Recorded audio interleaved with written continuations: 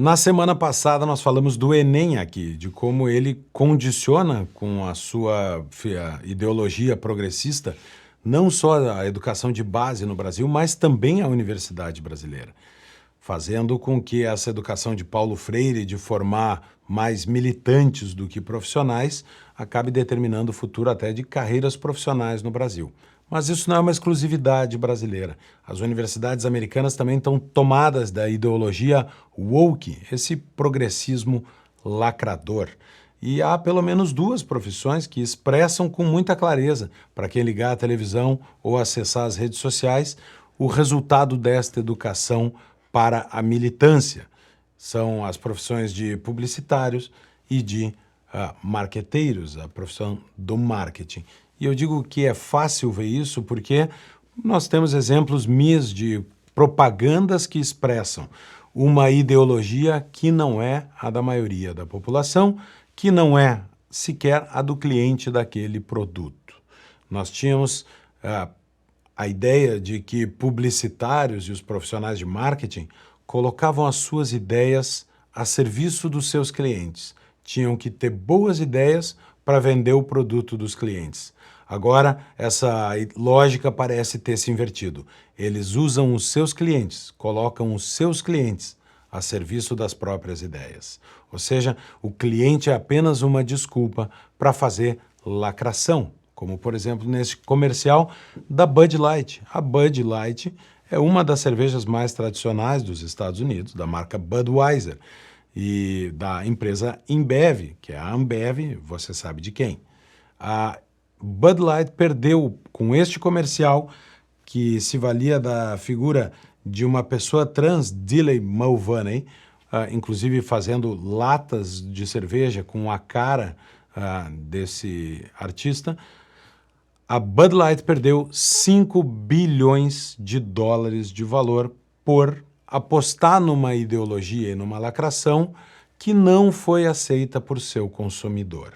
Por que é que isso acontece?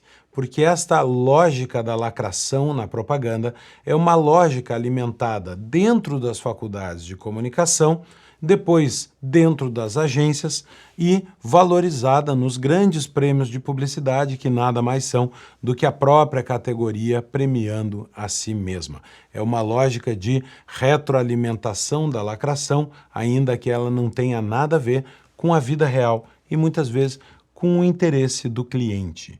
Veja esse outro caso, que é o da Target, empresa de varejo americana.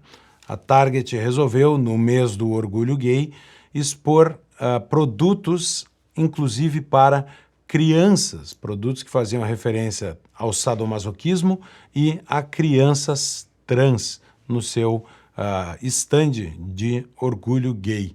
Isso produziu também uma reação muito grande entre os clientes da Target.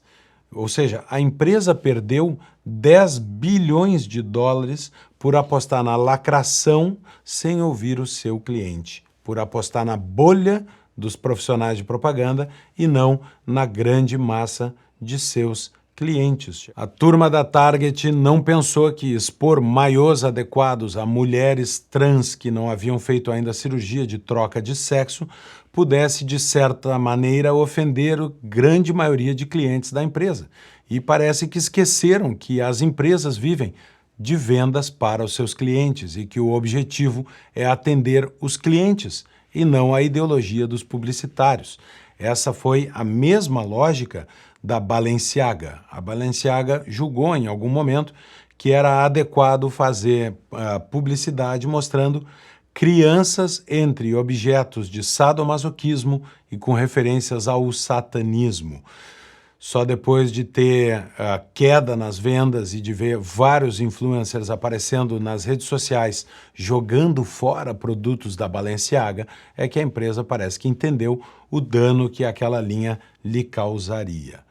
E há também os casos em que as empresas estão tão preocupadas em fazer lacração e aderir a uma agenda progressista que elas esquecem do principal, como as lojas americanas aqui no Brasil, que na sua plataforma de ESG, ambiental, social e governança, decidiu que ia dedicar recursos para um movimento pela equidade racial, a jornada Selo Sim à Igualdade Racial, fez um acordo com a Unicef no apoio à dignidade menstrual e quer gerar empregos de biodiversidade com a Amazônia Sustentável.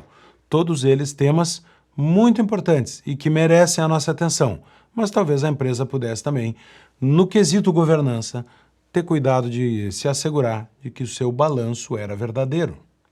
Mas antes de seguir com o programa, eu quero fazer uma pausa para falar sobre uma oportunidade única que você não vai ter novamente. É de fazer a assinatura Platinum da Brasil Paralelo. Uma assinatura vitalícia que pode ser feita uma única vez e que dá acesso a todos os conteúdos originais, aos filmes, aos cursos de formação da Brasil Paralelo para o resto da vida. É uma oportunidade única que não vai ser repetida no ano que vem e vai acontecer agora por causa da Black Friday.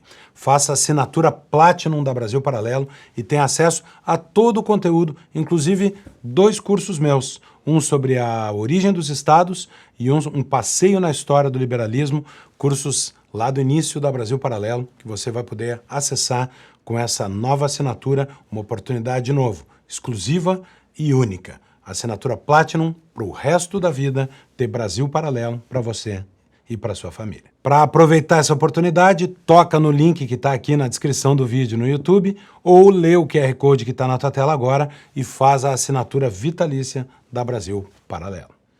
Também a Lacta, no Brasil, ignorou completamente os posicionamentos políticos de Felipe Neto e achou que ele era a figura certa para ser o porta-voz da marca de chocolate. E a Bis Lacta investiu em Felipe Neto, que tinha dito em um certo momento: imagina se vocês fossem cobrar de todo mundo que divulga a empresa de doces ou qualquer outro produto baseado em açúcar, tipo, sei lá, refrigerantes.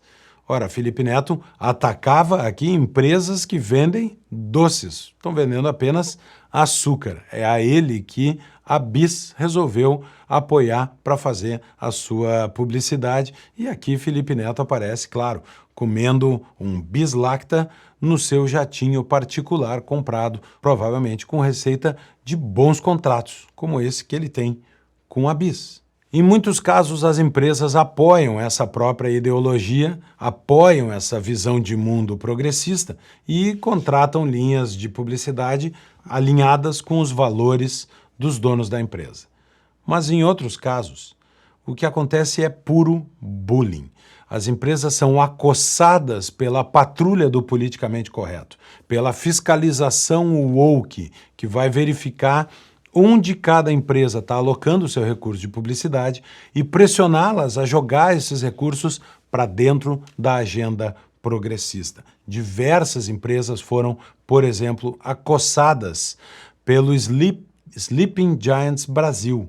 Sleeping Giants Brasil, que acossou, segundo essa reportagem da Revista Oeste, mais de 990 empresas para saber se elas estavam colocando recursos em sites de fake news ou de discurso de ódio.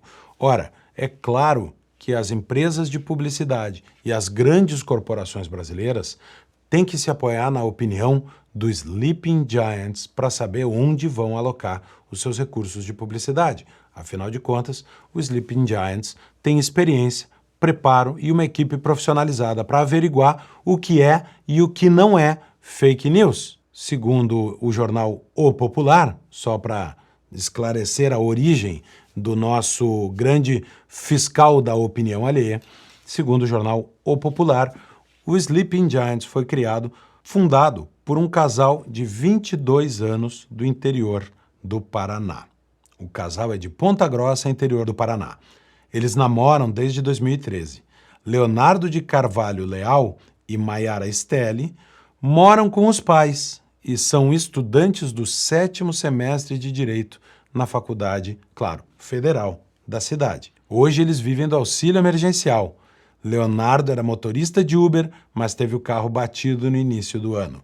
Maiara vendia maquiagem quando a pandemia da Covid fechou os salões de beleza da cidade, tirando a sua fonte de renda. Este é o Sleeping Giants Brasil, segundo o jornal O Popular. É esta dupla que determina a pressão sobre os grandes grupos empresariais do Brasil, dizendo a eles o que é e o que não é discurso de ódio e em que sites eles devem ou não colocar os seus recursos.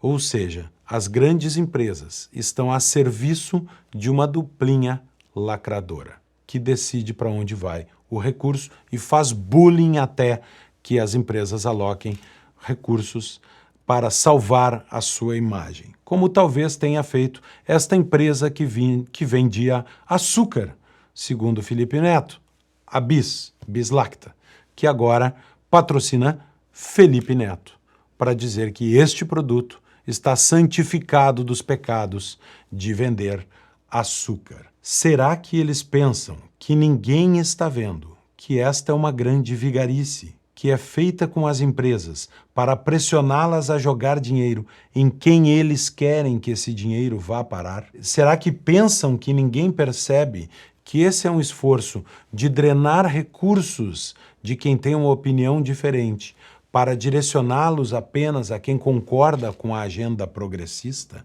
Nós estamos vendo o que está acontecendo. Nós sabemos que estes recursos estão sendo usados para patrocinar uma posição política minoritária e, assim, alimentar a bolha para que todos possam ir juntos, de terno e gravata, receber os seus prêmios nas agências de publicidade. Ainda bem que a história nem sempre termina como os lacradores gostariam que terminasse, com os seus bolsos cheios, as empresas caladas e submetidas à linha que os lacradores impõem. Não é sempre assim. A Jovem Pan ganhou inclusive um hashtag Desmonetiza Jovem Pan do Sleeping Giants. Reagiu, e não só a Sleeping Giants hoje sofre um processo de investigação de difamação, como o grupo Jovem Pan pede uma indenização milionária do Sleeping Giants, ou seja, há uma reação possível entre o empresariado, entre aquelas empresas que não se deixarão reduzir a insignificância por um agente externo que, com experiência nenhuma e ideologia muita, quer direcionar os recursos de publicidade das empresas. Mas, ao fim e ao cabo, há um grande tomador de decisão nesta situação. Há um soberano que vai decidir o destino desse tipo de publicidade. Ludwig von Mises, num capítulo chamado O Capitalismo, do seu livro As 6 Lições, explica que, ainda que a gente costume dizer que no capitalismo, que fulano é o rei do aço, Beltrano é o rei do petróleo e ciclano é o rei do gado, como teve até novela no Brasil, na verdade, eles não são reis. Os empresários, as empresas, não são o soberano. O soberano no capitalismo é o consumidor. É ele que decide, na gôndola do supermercado, no ponto de pagamento, na boca do caixa, para onde vai o dinheiro e qual vai ser, ao fim e ao cabo, o destino destas publicidades lacradoras que servem à classe dos lacradores, mas não servem nem às empresas e nem ao soberano povo consumidor do Brasil.